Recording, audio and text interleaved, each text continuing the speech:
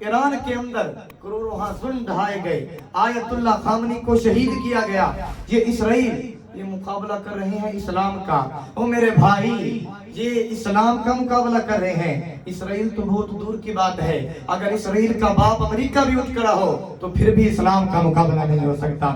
اللہ نے اسلام کو بڑی قوت اور بڑی طاقت عطا فرمائی ہے۔ اللہ فرماتا ہے ان الدین عند اللہ الاسلام، اللہ کے ہاں جو دین ہے وہ اسلام ہے۔ 56 ملک ہیں مسلمانوں کے، اسلام کے 56 ملک ہیں۔ 56 ملک کے اندر محمد مصطفیٰ کا کلمہ بھی پڑھا جاتا ہے، خدا کو بھی مانا جاتا ہے، مصطفیٰ کو بھی مانا جاتا ہے، لیکن کسی بھی بندے نے جہاد کے متعلق کوئی بات نہ کی۔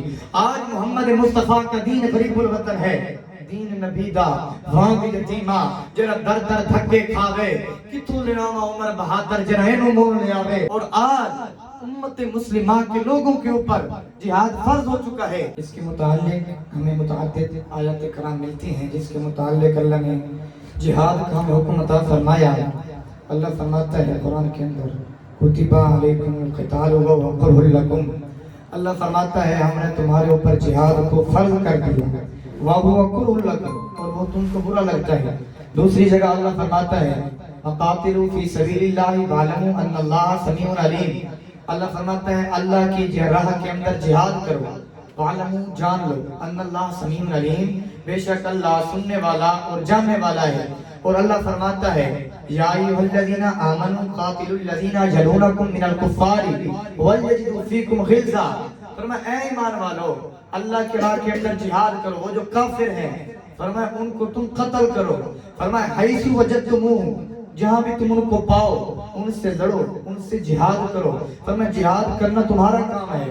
محمد مصطفیٰ نے فرمایا جو بندہ جہاد کرتا ہے، جہاد کیا اس نے 1 سال کے اندر جہاد کیا، پھر اسی سال کے اندر اس نے وفات پائی تو مر گیا، محمد مصطفیٰ فرماتے ہیں وہ جنت کے اندر داخل ہو جائے گا۔ اور قرآن سے اللہ نے یہ ہمارے اوپر فرض کیا جہاد، اللہ فرماتا ہے کہ ہم نے تمہارے اوپر جہاد کو فرض کر دیا۔ لہذا ہمیں یہ قرآن سے دلیل ملتی ہے کہ اللہ نے متعدد مقام کے اوپر جہاد کے متعلق آیات مبارکہ کو نازل فرمایا۔ اب اللہ نے ہمیں یہ بیان فرمایا ہے کہ اے ایمان والو تمہارے اوپر جہاد کرنا فرض ہے۔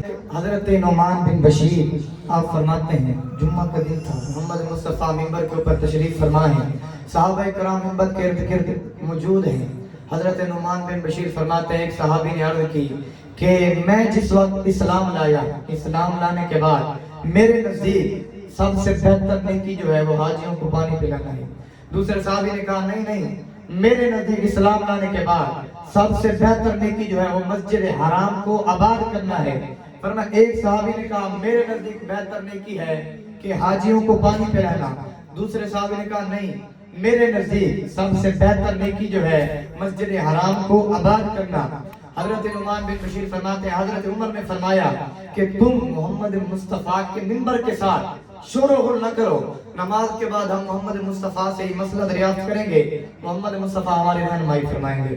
حضرت نعمان بن بشیر فرماتے ہیں اس وقت محمد مصطفیٰ نے نماز جمعہ ادا کر لی، ہم گئے حضور کی بارگاہ کے اندر، حضرت عمر نے عرض کی یا رسول اللہ صلی اللہ علیہ وسلم، یا رسول اللہ اسی طرح ماجرا ہے۔ ایک صحابی عرض کرتے ہیں کہ میرے نزدیک حاجیوں کو پانی پلانے سے بہتر کوئی اور نیکی نہیں ہے۔ دوسرے صحابی عرض کرتے ہیں کہ میرے نزدیک مسجد حرام کو آباد کرنے سے بہتر کوئی اور نیکی نہیں ہے۔ فرمایا جس وقت یہ بات کہی حضرت نعمان بن بشیر فرماتے ہیں حضرت جبرائیل آئے حضور کی بارگاہ کے اندر اور آ کے عرض کی یا رسول اللہ، یہ آیات مبارکہ لے کے آئے، محمد مصطفیٰ کے سینے کے اوپر نازل فرمایا اجعلتم سقایۃ الحاج و عمارۃ المسجد الحرام، فرمایا اللہ فرماتا ہے کیا تم نے حاجیوں کو پانی پلانا اور عمارت المسجد الحرام اور مسجد حرام کو آباد کرنا اس طرح بنایا کمن آمن باللہ والیوم الآخر، جو شخص اللہ پر ایمان لایا اور آخرت کے دن پر ایمان لایا، وجاہد فی سبیل اللہ، اور اس نے اللہ کی راہ کے اندر جہاد کیا، فرمایا لا یستوون عند اللہ، اللہ فرماتا ہے کہ وہ جو بندے ہیں اللہ کے نزدیک وہ برابر نہیں ہے. لہذا ہمیں یہ پتہ چلا حدیث مبارکہ سے محمد مصطفیٰ نے فرمایا, خود اللہ فرماتا ہے اللہ کے نزدیک یہ برابر نہیں ہے. اب پتہ چلا ان دونوں نیکیوں سے بڑھ کے جو بہتر نیکی ہے اور سب سے افضل نیکی ہے وہ جہاد کی نیکی ہے. اور اس وقت محمد مصطفیٰ کے امتیوں کے اوپر جہاد فرض ہو چکا ہے.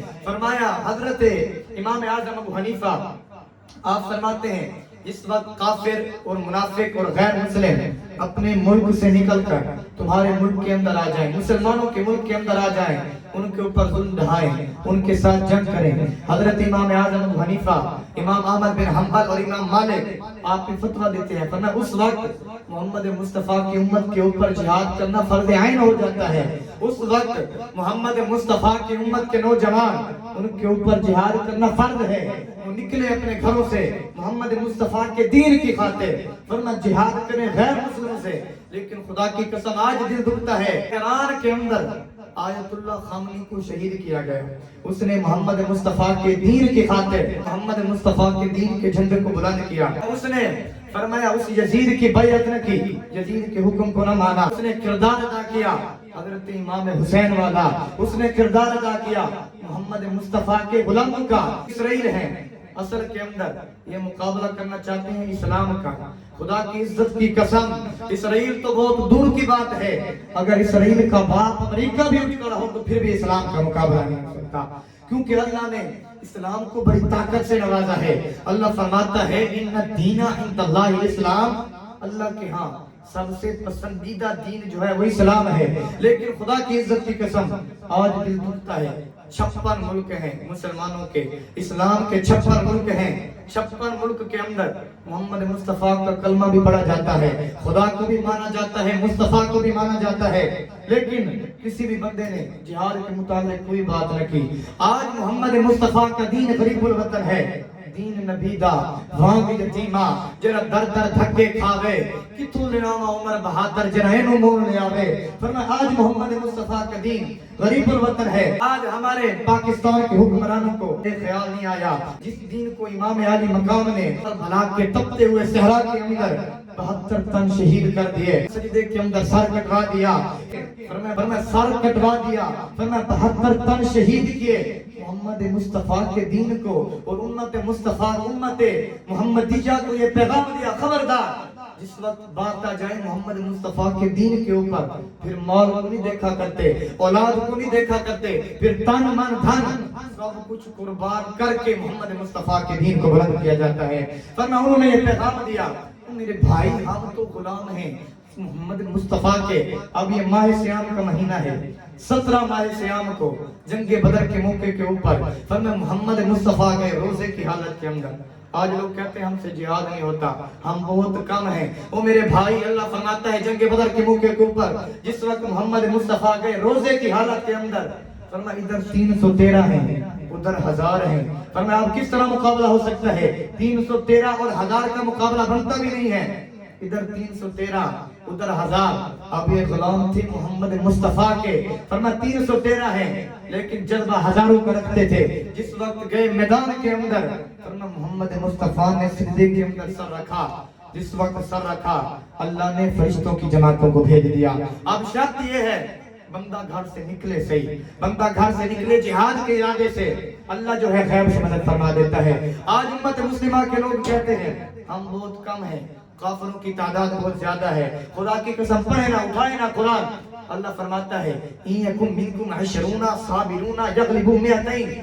اگر تم میں سے 20 صرف 20 مرد ہوں, صابرون صبر کرنے والے ہوں, خدا کو بھی ماننے والے ہوں, شرط یہ ہے مومن ہوں, محمد مصطفیٰ کا کلمہ پڑھنے والے ہوں, منافق نہ ہوں. فرمایا وہ غالب آئیں گے یغلبوا 200. فرمایا وہ 200 کے اوپر غالب آئیں گے. یہ محمد مصطفیٰ کے دین کی طاقت ہے. کم من فئۃ قلیلۃ غلبت فئۃ کثیرۃ باذن اللہ. فرمایا کتنی جنگیں ہوئیں, اللہ فرماتا ہے کم من فئۃ قلیلہ. فرمایا کتنے, فرمایا تھوڑے سے لوگ تھے. غلبت فئۃ کثیرہ. فرمایا بہت ساری جماعت کے اوپر وہ غالب آئے. ان کا عقیدہ تھا, ان کا ایمان تھا ہم یہاں سے مر کر پہنچیں گے قبر کے اندر, ہماری یہ سانس جو ہے بعد کے اندر نکلے گی, دیدار مصطفیٰ پہلے ہو جائے گا. ان کا یہ عقیدہ تھا ہم شہید ہو رہے ہیں خدا کی راہ کے اندر.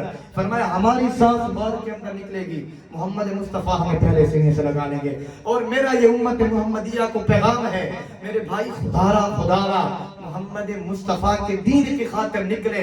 اللہ تبارک و تعالی آپ کی دنیا بھی سنوار دے گا آخرت بھی سنوار دے گا.